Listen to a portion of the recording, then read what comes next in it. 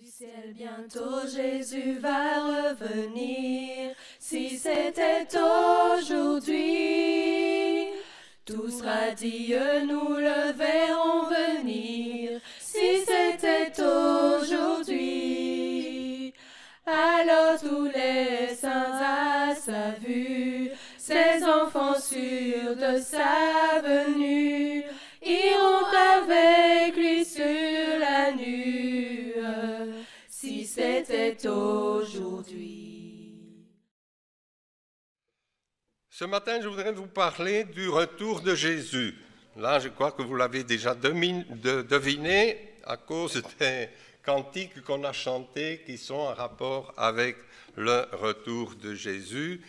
Et puis, le sous-titre, c'est « Veillez donc et soyez prêts ». Veillez et soyez prêts. Le retour de Jésus est un sujet de la plus grande importance pour nous tous, surtout adventistes du 7e jour, et pour tous les hommes. Et malheureusement, je dis, c'est un sujet dont on parle si peu dans les milieux chrétiens en général. Pourtant, la Bible est remplie, est pleine de textes qui en parlent. Et le retour de Jésus, c'est aussi le dénouement de notre histoire. Pour commencer, nous allons prendre un verset dans 1 Thessaloniciens 1, versets 9 et 10. 1 Thessaloniciens 1, 9 et 10.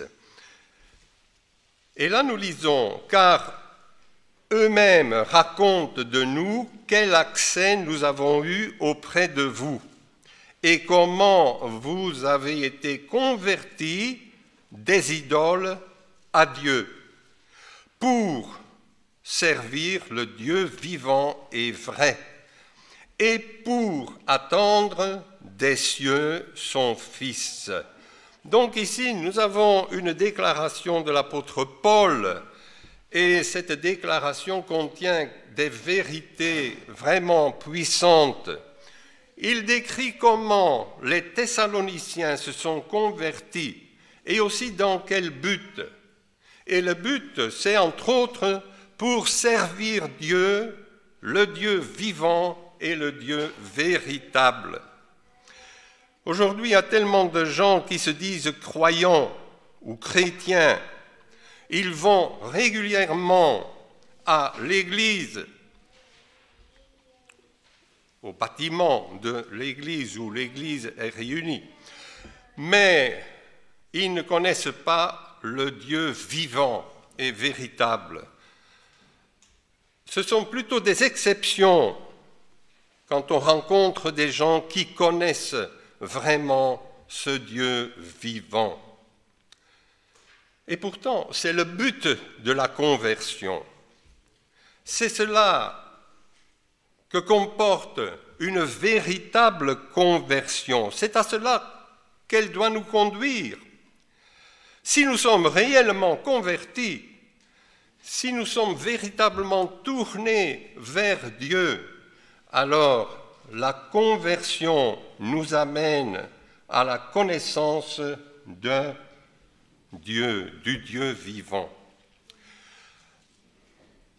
Par cette conversion, nous entrons en contact avec le Dieu vivant et notre but est d'attendre le Fils de Dieu, d'attendre son Fils venant du ciel.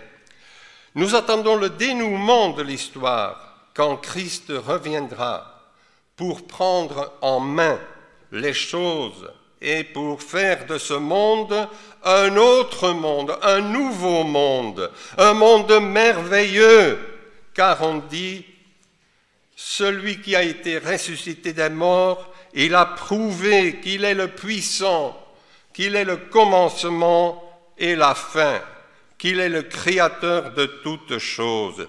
Et il revient,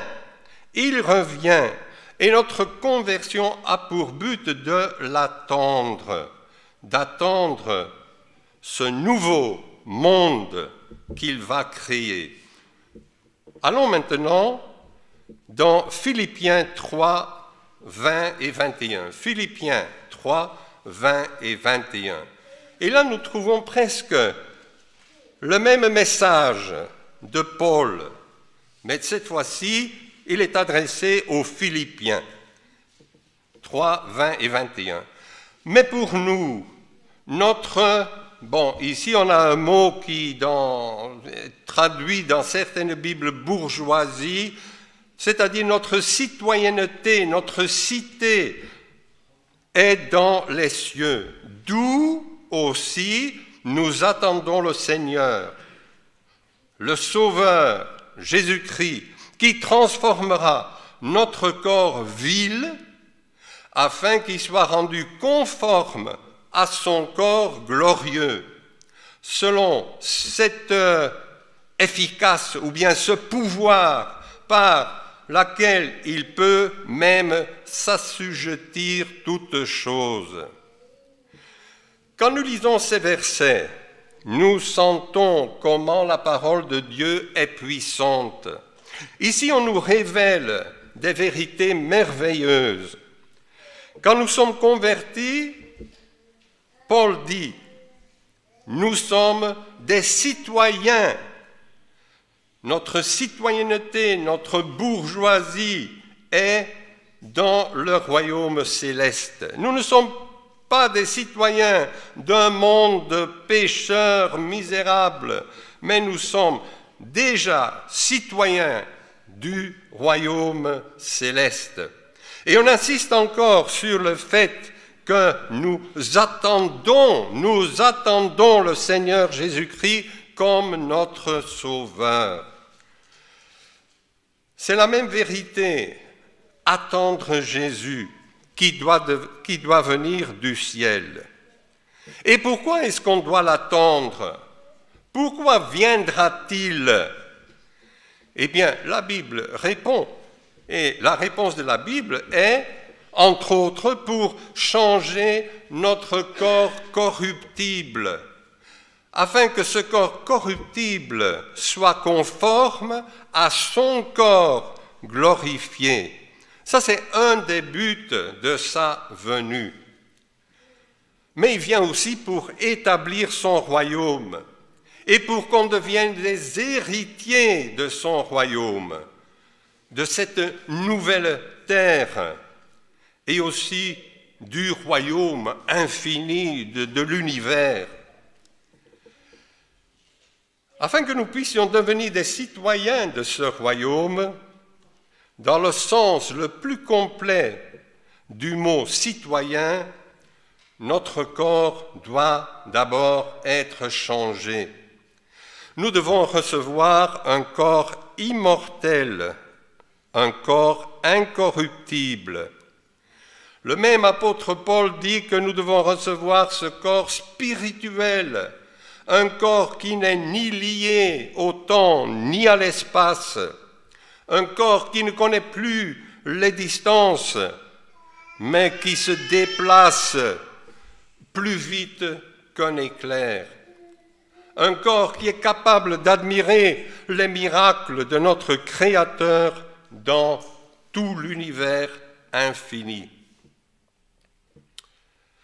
Donc, il revient pour changer notre corps humilié, afin que notre corps humilié devienne conforme à son corps glorifié. Cette gloire merveilleuse de Christ devient notre gloire dans notre corps, mais à condition que maintenant déjà, dans notre conduite, dans notre caractère, dans nos paroles, dans nos actes, nos sentiments, nous révélions sa gloire. Il changera notre corps humble avec une force avec laquelle il peut soumettre toutes choses à lui. Quand nous admirons la puissance de Dieu dans la nature, quand nous contemplons les nombreux miracles qui se déroulent chaque jour dans la nature, alors nous voyons sa force, sa toute-puissance. Rien ne lui est impossible. Et alors nous comprenons le grand miracle qui nous attend quand Jésus va revenir. Ah, mon désir, j'espère que ce soit aussi le vôtre, mon désir, c'est qu'il revienne bientôt. Dans 1 Jean, première épître de Jean, au chapitre 3, les versets 2 et 3, Jean parle de cette même vérité, mais il donne un détail en plus. 1 Jean 3, 2 et 3.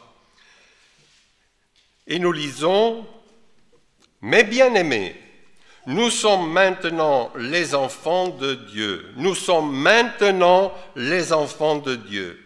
Mais ce que nous serons n'est pas encore manifesté.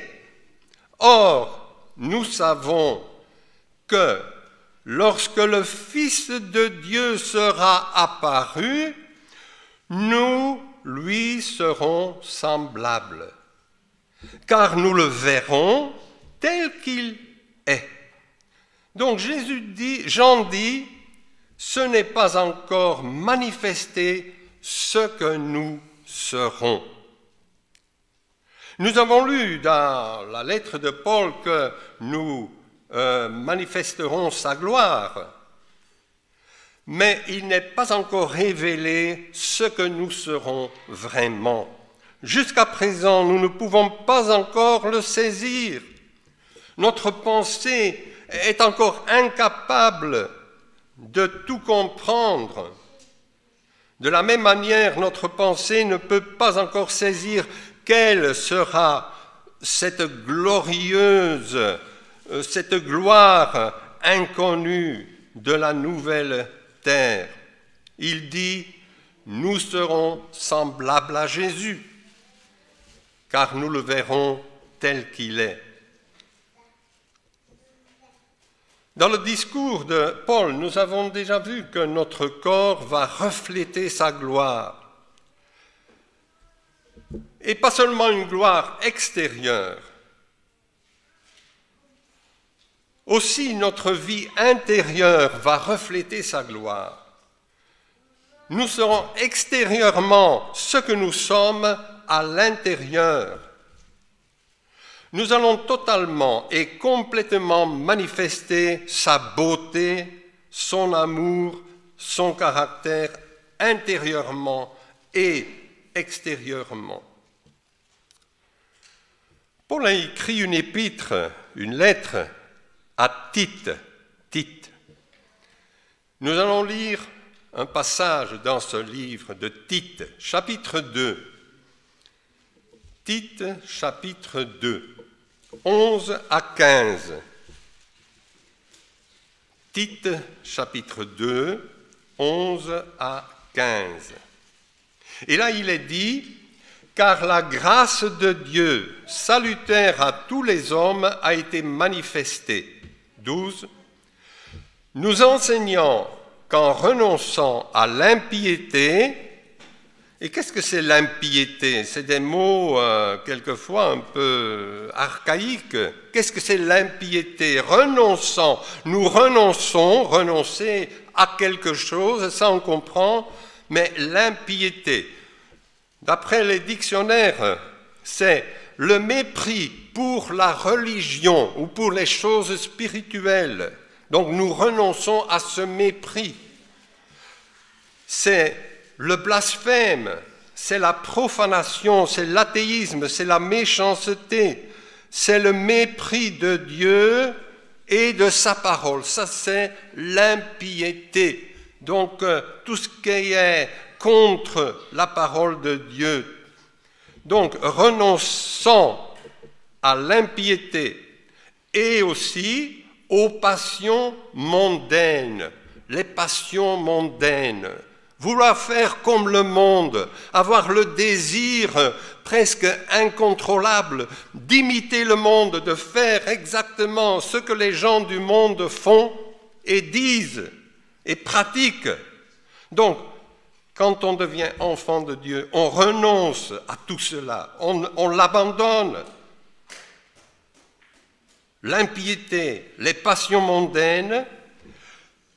Et puis je continue la lecture. Nous vivions dans ce présent siècle, nous vivions maintenant, afin que nous vivions maintenant, comment? Comment est-ce qu'un chrétien converti qui attend le retour de Jésus, qu'est-ce que Paul dit? Comment est-ce qu'il doit vivre? Il doit vivre sobrement. Sobrement peut avoir un sens littéral et figuré. Sobrement, c'est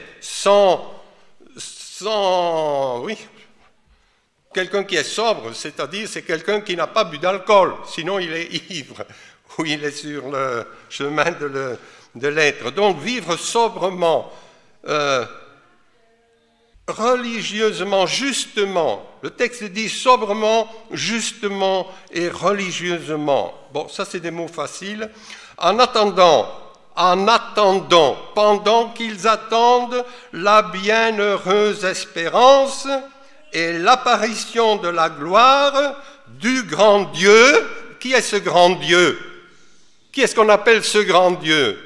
Du grand Dieu, notre Sauveur Jésus-Christ, qui s'est donné soi-même pour nous, afin de nous racheter de toute iniquité et de nous purifier pour lui être un peuple.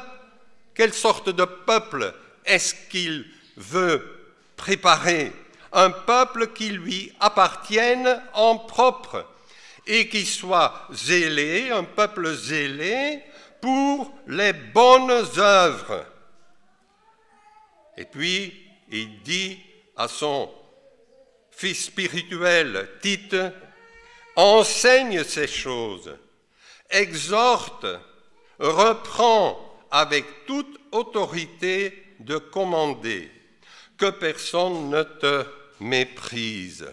Paul dit beaucoup de choses très intéressantes dans ces versets. Il dit entre autres que la grâce de Dieu salutaire à tous les hommes a été manifestée. La grâce de Dieu est venue avec Jésus quand il est venu dans ce monde. Et la grâce de Dieu apporte quoi? Apporte le bonheur, le salut, la joie à tous les hommes. Mais c'est dommage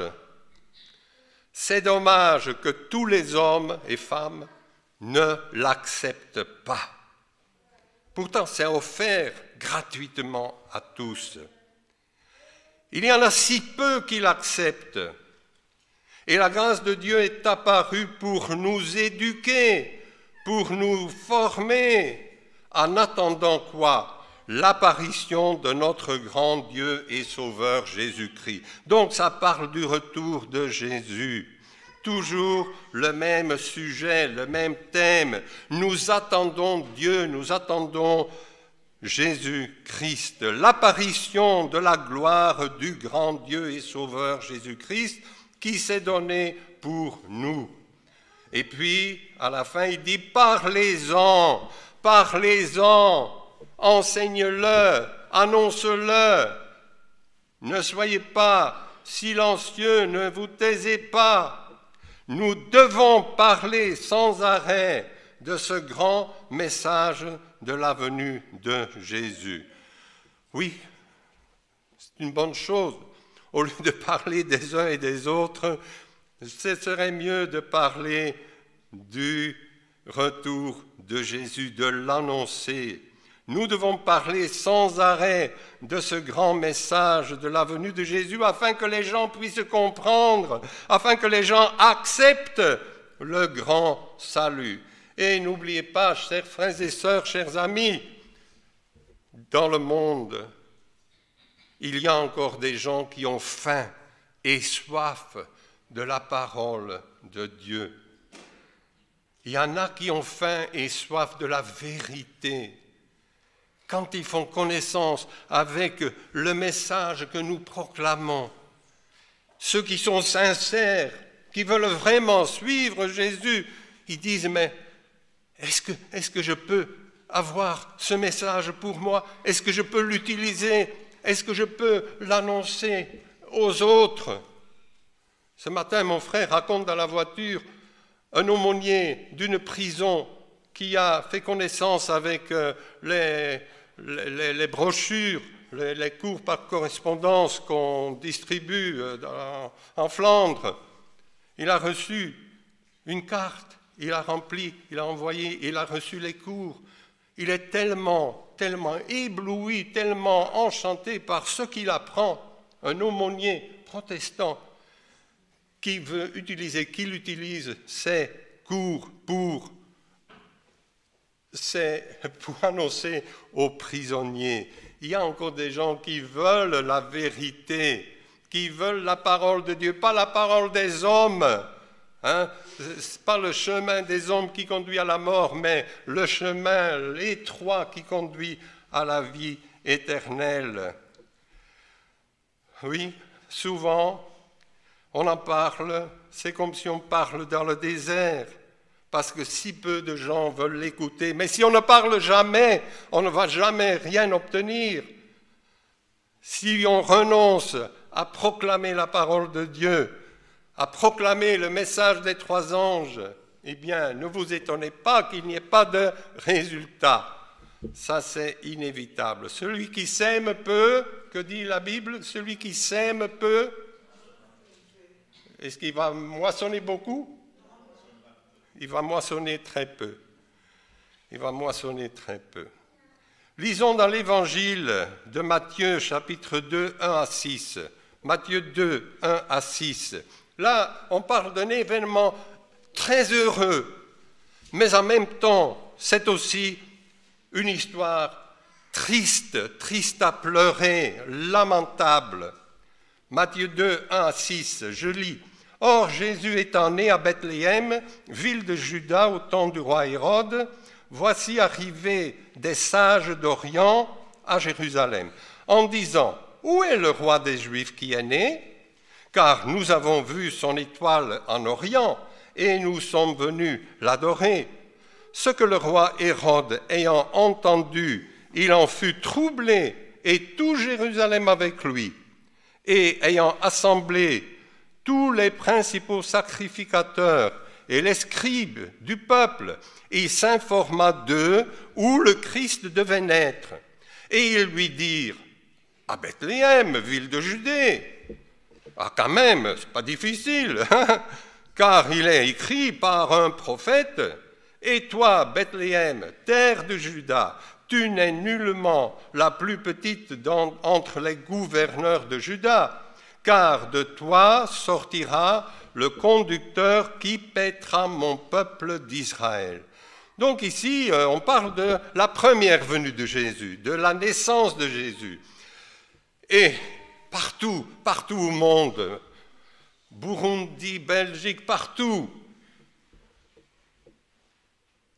la naissance, c'est un événement heureux. C'est un événement heureux. Alors Jésus est né à l'époque du roi d'Hérode. Les sages ont fait des centaines de kilomètres, plus de 1000 kilomètres, 1000 kilomètres à dos de chameau. Il n'y avait pas de TGV, hein? Première classe, non, ils étaient en chameau. Ils sont venus de très loin, d'Orient. Pourquoi? Parce qu'ils étaient convaincus que toute la ville de Jérusalem allait être en fête, la naissance du Messie qu'ils attendaient depuis des siècles. Et puis, ils ont étudié aussi les prophéties, et Dieu les a guidés. Ils sont arrivés là-bas après avoir parcouru plus de 1000 kilomètres. Ils se sont dit, on va se joindre à la fête, à Jérusalem. Parce que le grand sauveur, le roi, le Messie, il est né. Il est né chez son peuple, dans son peuple. Ce sera la fête partout. hein, comme quand la Belgique gagne ou monte, enfin le football, hein, je parle du football, je me rappelle il y a quelques années, la Belgique allait être, je ne sais pas, finaliste ou demi-finaliste là pour le football. Les rues, les patrons donnaient congé à leurs employés pour qu'ils puissent fêter les victoires des diables rouges. C'était terrible, donc klaxonnait partout, c'était la grande liesse, la grande fête pour un club de football. Ici, c'est le roi des rois, c'est le Créateur, c'est Dieu lui-même qui est né. Ils arrivent à Jérusalem et qu'est-ce qu'ils constatent? Tout est calme, aucune fête, personne n'est dans la rue, personne n'est au courant.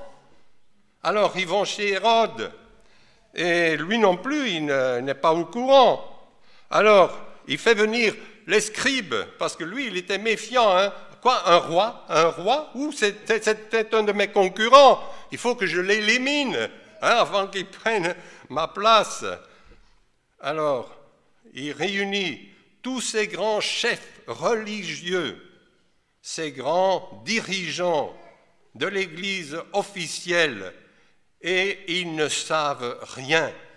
Alors il demande, mais où est-ce qu'il doit naître votre roi? Et puis il y a quelques prêtres qui avaient lu dans les prophéties, dans les écrits, ils disent, il va naître à Bethléem. Un prophète l'a écrit. Alors, donc, il savait où il devait naître, mais il ne savait pas quand il allait naître. Personne n'était au courant de la naissance du Messie.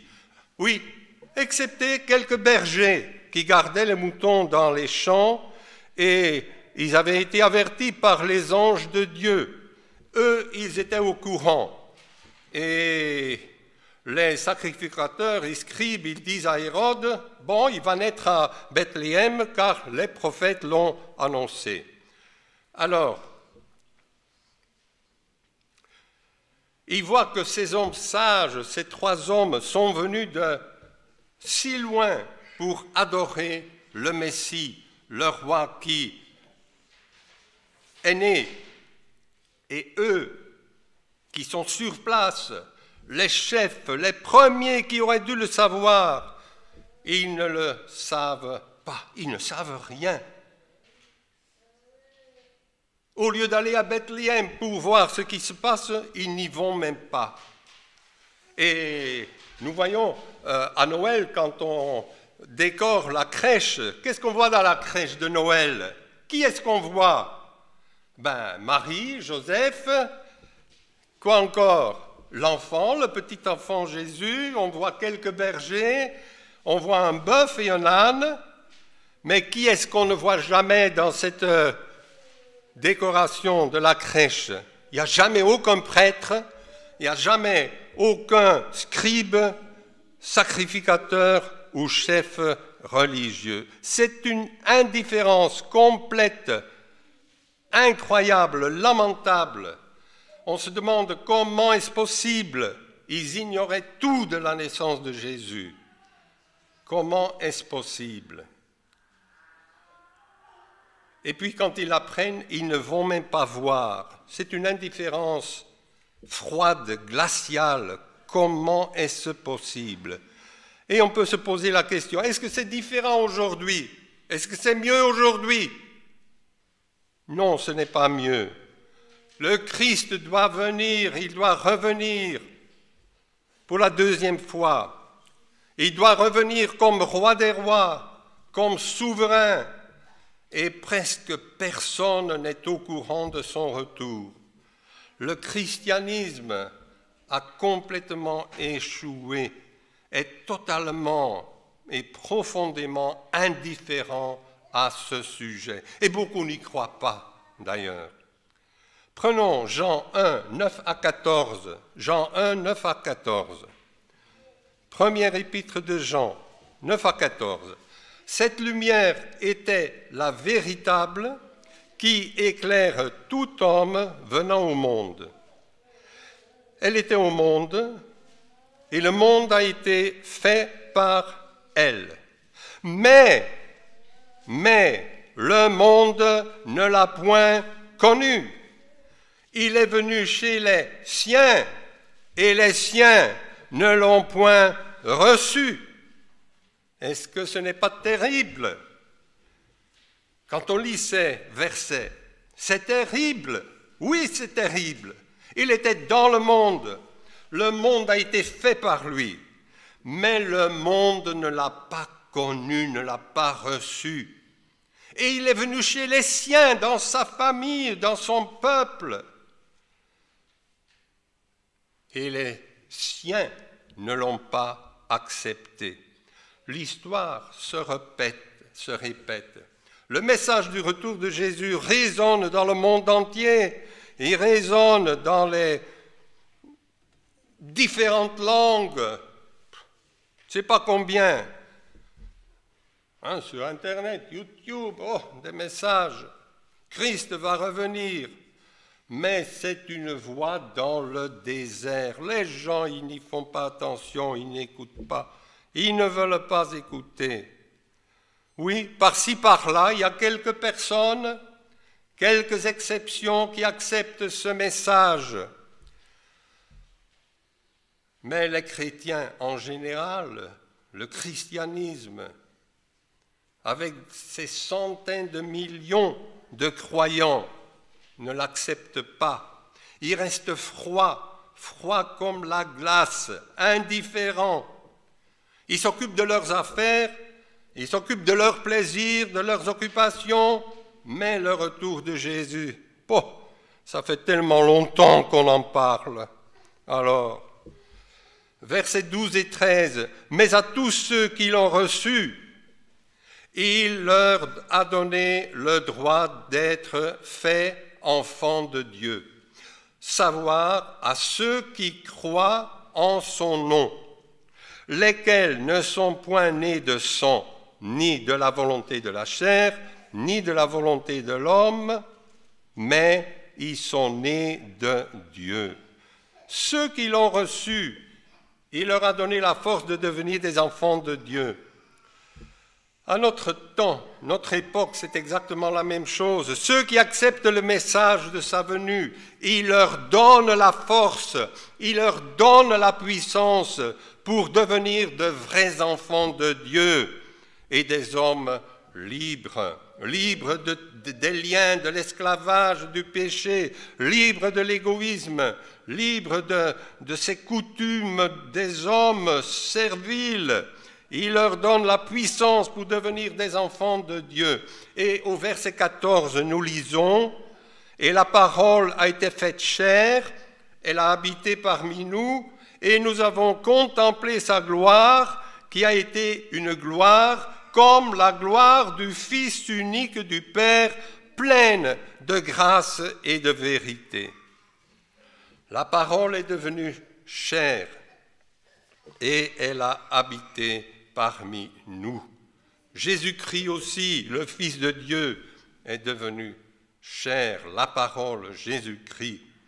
Et la parole doit aussi devenir chair en nous. Tandis que nous acceptons le Christ, il doit devenir réellement chair et sang en nous. Son caractère et sa gloire doivent se manifester en nous. Lisons dans Jean, l'évangile de Jean, c'est une promesse de Jésus.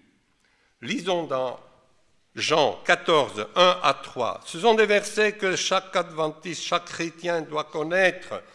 Quand j'étais petit, j'ai dû l'apprendre par cœur pour devenir missionnaire volontaire.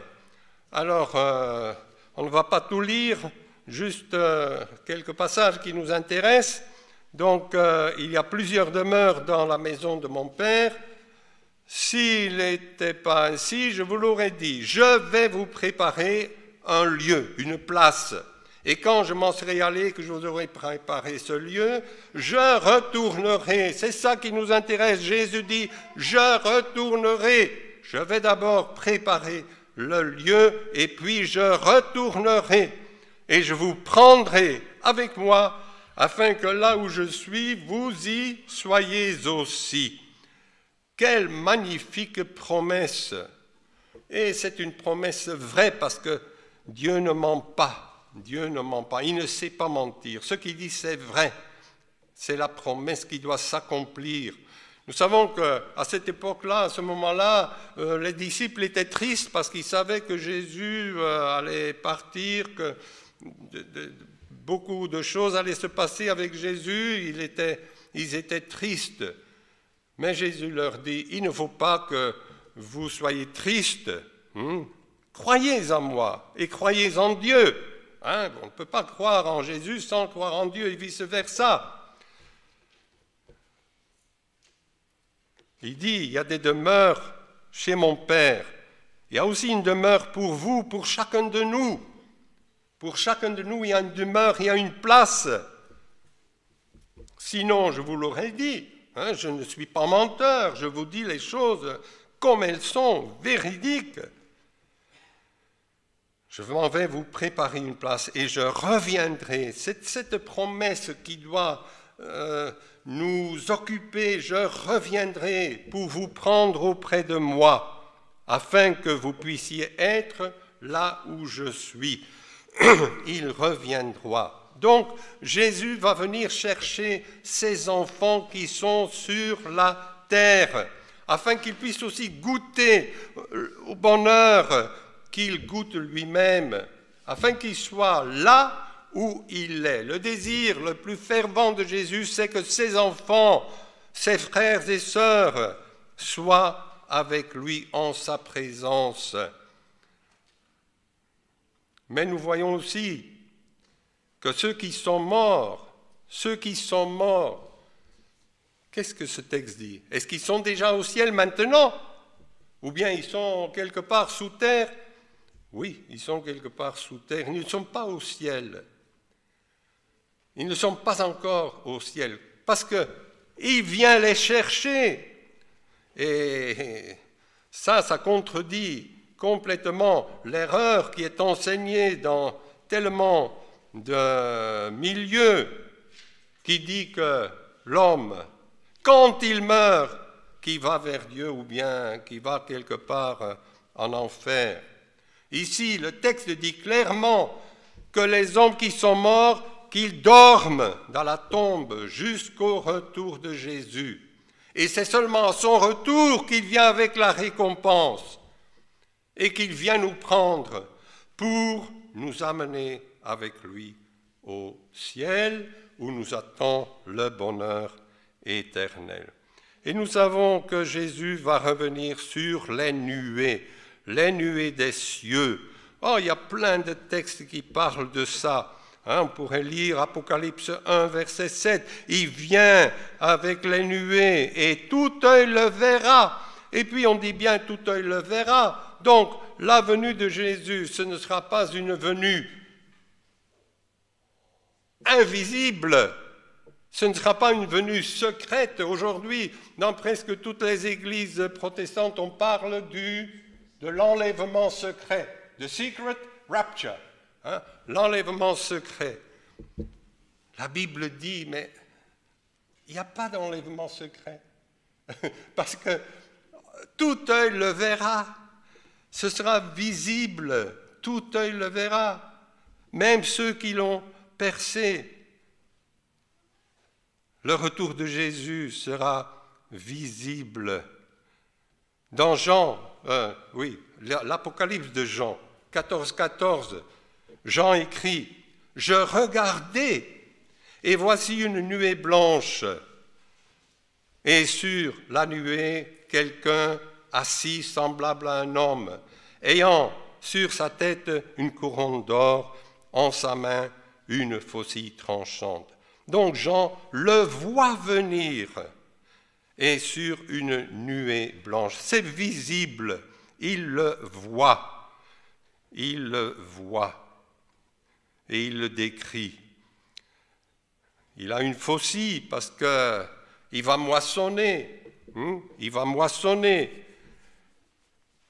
La moisson, parce qu'il vient chercher ses enfants. Donc, il va faire la moisson. Il vient pour donner à ses enfants la plénitude du bonheur. Mais il y aura aussi une deuxième moisson qu'on appelle les grappes de la terre. Et là, on dit au verset 20 de Apocalypse 14, « Et la cuve fut foulée hors de la cité, et de la cuve y sortit du sang, etc. » Donc ici, c'est terrible ce qui se passe. Une destruction terrible a lieu quand Jésus revient. Il vient pour chercher ses enfants. Mais ceux qui ne sont pas ses enfants, ils seront tous détruits. Il y aura une fin à l'histoire de l'humanité. Dans Luc, chapitre 21, 27 à 28 et 28, on dit « Et alors on verra, verra, c'est du verbe voir. » Qu'est-ce qu'on ne comprend pas au verbe voir? C'est difficile à comprendre. On doit expliquer ça.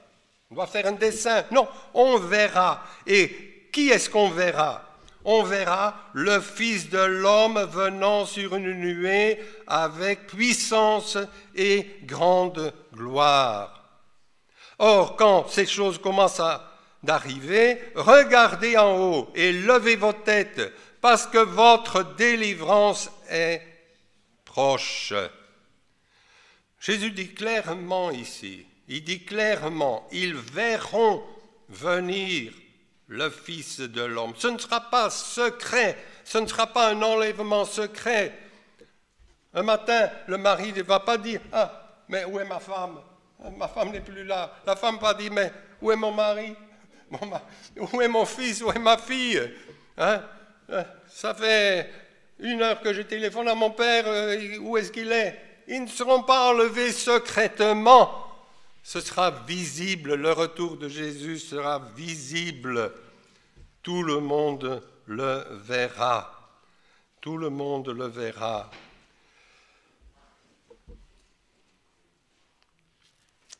Tout œil le verra. Ce n'est pas moi qui le dis, c'est la Bible qui le dit. Si vous n'êtes pas d'accord, ne venez pas me voir. Hein, étudiez votre Bible. C'est écrit clairement dans la Bible. Moi, je ne dis que ce que je trouve dans la parole de Dieu. Nous vivons à une époque où l'angoisse saisit les peuples, où l'angoisse va se manifester encore de plus en plus. Vous avez cette impression que les gens qui vous entourent, que vous côtoyez, qu'ils vivent un peu dans la crainte, l'angoisse, l'incertitude? Oui, l'angoisse. Et ça se manifeste de plus en plus, parce que tout ce qui se passe aujourd'hui, c'est incroyable. Mais Jésus dit, quand ces choses vont arriver, levez la tête, car votre salut est proche. Nous vivons à cette époque où le plus grand événement de tous les temps va bientôt avoir lieu. Et dans Matthieu chapitre 24, verset 30, Matthieu 24, le chapitre eschatologique qui parle de la fin des temps, on lit verset 30. « Et alors le signe du Fils de l'homme paraîtra dans le ciel. Alors aussi tous les tribus de la terre se lamenteront, ils se frapperont la poitrine et verront. » Le verbe voir. Qu'est-ce qu'ils verront? Qui est-ce qu'ils verront? Ils verront le Fils de l'homme venant dans les nuées du ciel, avec une grande puissance et une grande gloire. Une grande puissance et une grande gloire. Comment est-ce possible de ne pas le voir? Comment est-ce que ça peut être secret? Impossible. Ils verront venir le Fils de l'homme, Jésus-Christ lui-même. Et au verset 35, on dit « Le ciel et la terre passeront, mais mes paroles ne passeront point. » Ça fait 20 siècles que ces paroles ont été prononcées Mais les paroles de Jésus ne sont pas encore passées, elles sont toujours d'actualité. Les paroles de Jésus doivent être proclamées, et aujourd'hui elles sont proclamées encore plus qu'à l'époque de Jésus, parce qu'on a les moyens audiovisuels. Hein, il paraît qu'on peut me voir maintenant même au Burundi. Je ne sais pas s'il y a des Burundais qui vont me voir, mais c'est incroyable tout ce qu'on peut faire maintenant, tout ce qu'on peut faire. Nous devons proclamer ces paroles. Ces paroles sont une vérité vivante. Ces paroles merveilleuses qu'il revient pour venir chercher, ces élus ne passeront pas. Et puis on dit, mais comme il en était au jour de Noé, ce sera la même chose à l'avènement du Fils de l'homme. Ils mangeront, ils boiront, ils vont donner en mariage. Et ils ne connurent point que le déluge viendrait jusqu'à ce qu'il vint et les emporta tous. Il en sera de même de l'avènement du Fils de l'homme. 2 hommes seront dans les champs, l'un sera pris et l'autre sera laissé. 2 femmes moudront au moulin, l'une sera prise et l'autre laissée. Et puis, Jésus donne un conseil, un bon conseil qui me concerne et qui vous concerne, qui nous concerne tous. Verset 42, qu'est-ce qu'il dit au verset 42 ? Veillez donc, chers frères et sœurs, est-ce que nous veillons ? Est-ce que nous veillons ? En anglais, on dit watch, hein? Mais on emploie le même verbe pour regarder la télévision, watch television. Alors, c'est pas veiller devant la télévision, mais c'est veiller dans la parole de Dieu, dans l'étude de la parole de Dieu. Veillez donc, car vous ne savez point à quelle heure votre Seigneur doit venir. Et puis au verset 44, Jésus dit encore, « C'est pourquoi vous aussi, tenez-vous prêts, veillez et tenez-vous prêts, soyez prêts. » Ce n'est pas préparez-vous, c'est soyez prêts. Vous devez être prêts. Pourquoi ? Parce que vous ne savez pas quand le Fils de l'homme viendra. Car le Fils de l'homme viendra quand ? Il viendra à l'heure que vous n'y penserez point. C'est pourquoi on doit être prêt chaque jour, chaque instant de notre vie. Comme ce fut le cas au jour de Noé. Au jour de Noé, les gens pensaient qu'à boire, manger, se marier, et puis encore se marier, etc., etc. Est-ce que c'est différent aujourd'hui ? Non. Il y a des endroits où la fête, c'est la fête tout le temps. Boire, manger, boire, se marier, des fêtes énormes. Mais ne parlez pas de Jésus, du retour de Jésus. Chers amis, nous avons ces vérités. Qu'est-ce que nous en faisons ? Oui, vous les entendez à l'église. Nulle part ailleurs, vous ne les entendrez. Vous les entendez à l'église. À l'école, non, il est interdit de parler de ça à l'école. Et vos profs, vos grands profs, ils ridiculisent ceux qui croient cela. Ils vous ridiculisent, ils vous humilient. Je pense aux jeunes qui sont à l'école, qui sont entourés par de bonnes gens. Souvent, ce sont de bonnes gens, des gens bien, mais qui se moquent de tout ce qui est spirituel, de tout ce qui est Dieu, qui se rapporte à Dieu. Veillez, veillez et soyez prêts. Veillez et soyez prêts.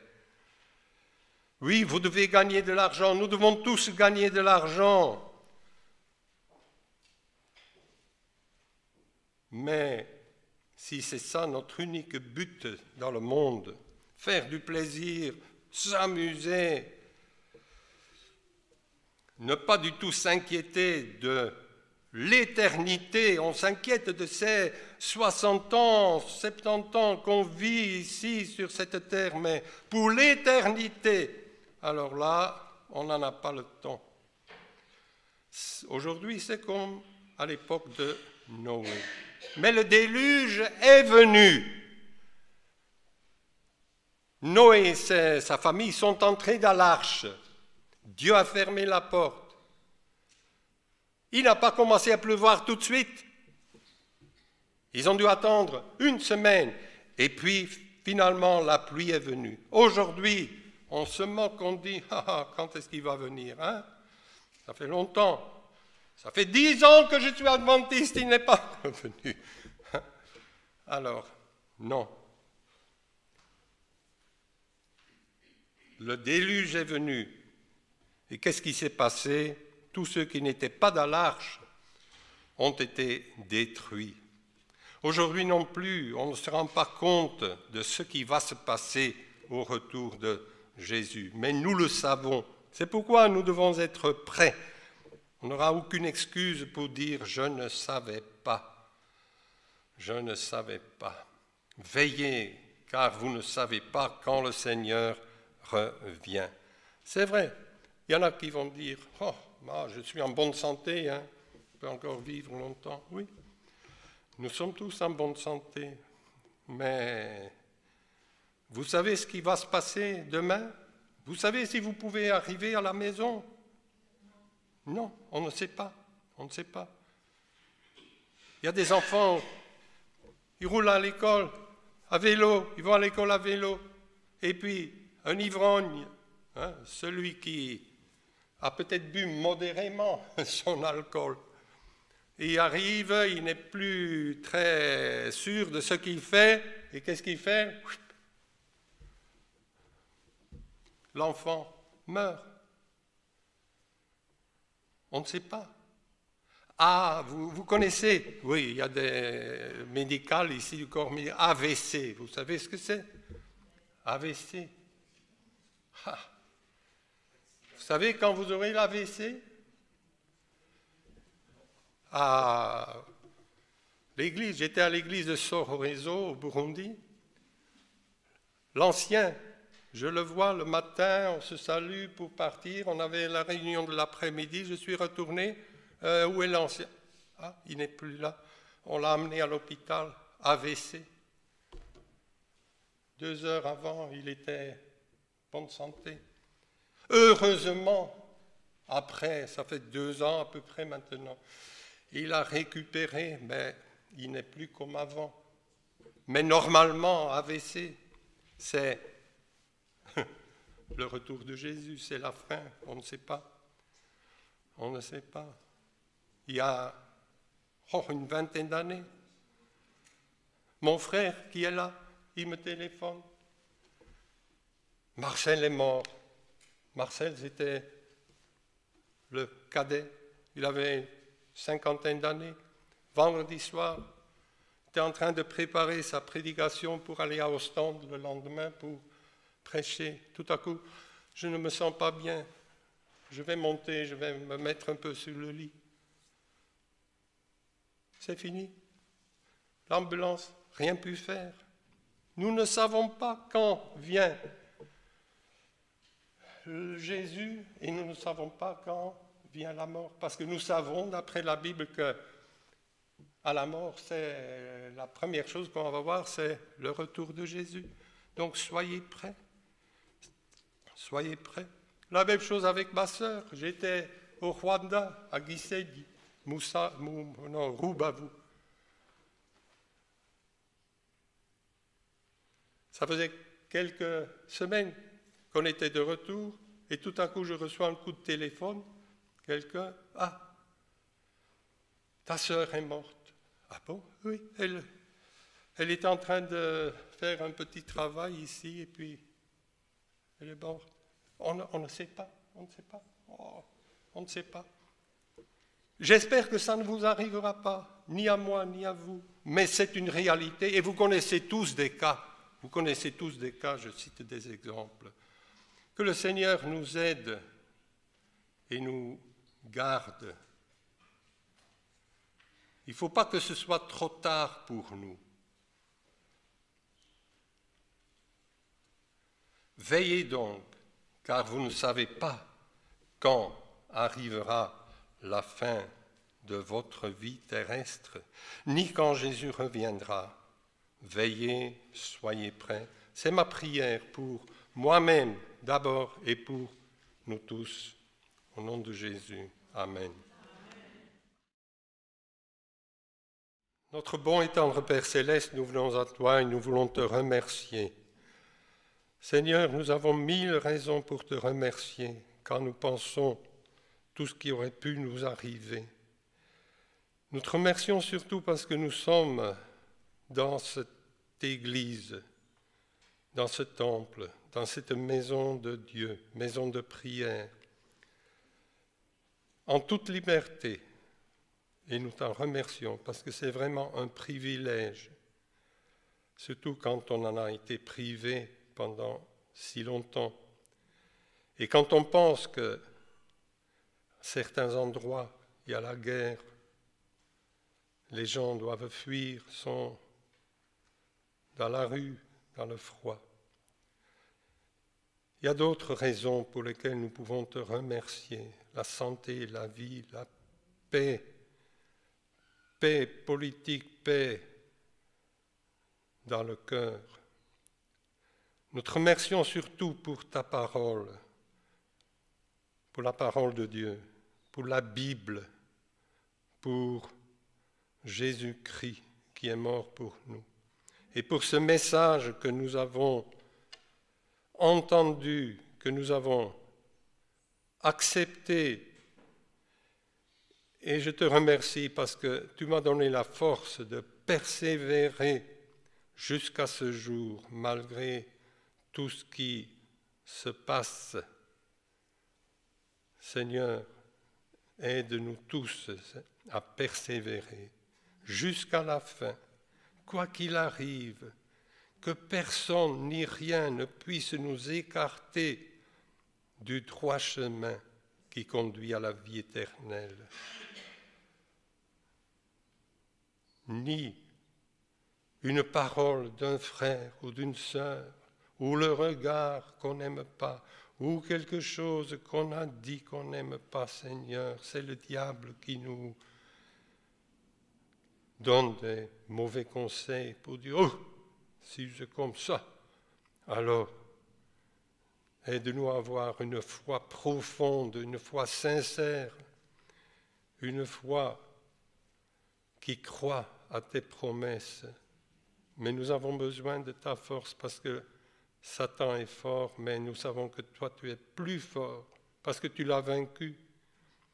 Et nous avons besoin de ton aide, de ta grâce, chaque instant. Chaque instant, Seigneur, reste avec nous. Bénis l'Église de Bruxelles, centre francophone.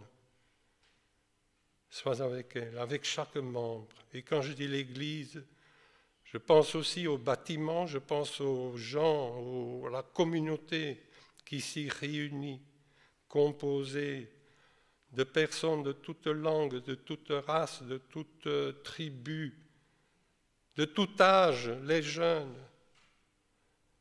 Je ne vais pas dire surtout les jeunes parce que les tentations sont pour tout le monde.